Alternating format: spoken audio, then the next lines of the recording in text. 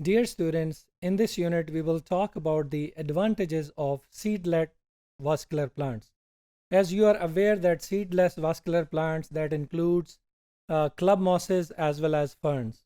Now, when we talk about the advantages or importance of these seedless vascular plants, they are historically important for humans. They have been used in their life as a tools, as a medium of fuels, as a part of their food, as well as they served as medicinal purposes as well.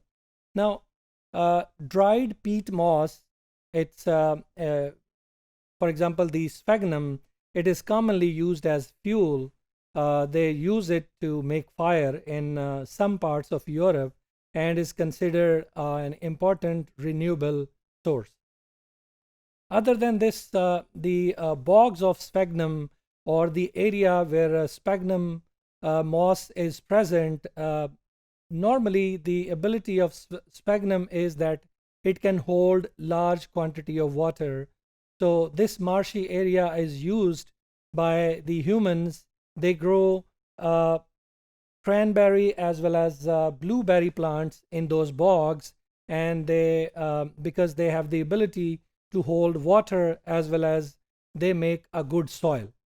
Other than this, some florists they use blocks of sphagnum to maintain moisture for floral arrangements because they have the ability to capture the moisture for longer period of time.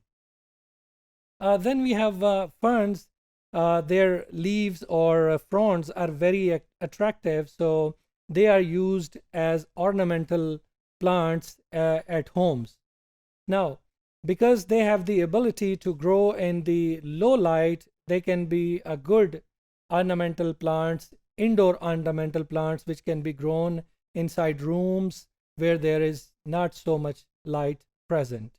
Then, importantly, fiddleheads, a kind of ferns, they are very traditional spring food for Native Americans in the Pacific Northwest, and they are popular delicacy of some French cuisine as well.